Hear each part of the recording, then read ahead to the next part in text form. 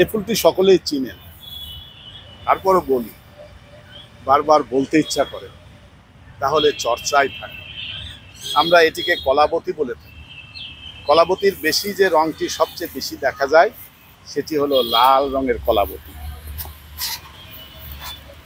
খুব সুন্দরভাবে ফোটে, আমাদেরকে আকৃষ্ট করে।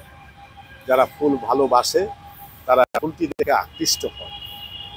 ফুলের সৌন্দর্য আমাদেরকে দারুণভাবে মুগ্ধ করে। এখানে এই লাল ফুলটি দেখালাম, দেখেন এর পাশেই আরেকটি হলুদ রঙ এসেছে।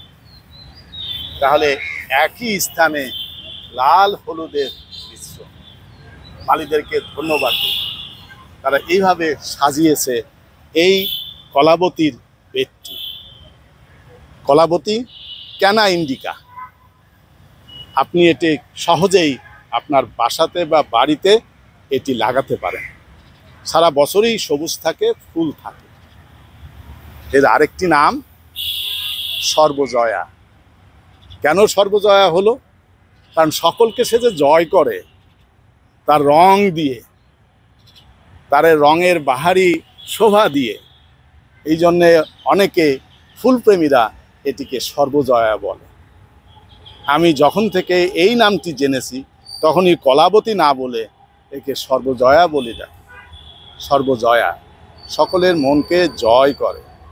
গাছ, ফুল, পাতা মানুষের মনকে জয় করে, যেটা অনেক মানুষ চেষ্টা করেও মানুষের মনকে জয় করতে পারে না।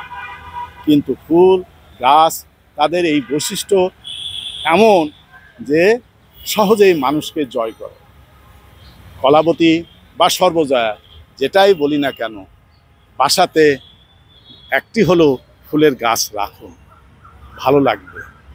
আপনার ভালো লাগলে পরে আপনি ভালো থাকবেন। সকলে ভালো থাকুন। মনকে ভালো রাখার জন্যে ফুল গাছ লাগান, গাছ লাগান। আমরা ভালো থাকতে চাই সকলে মিলে। অনেক অনেক ধন্যবাদ।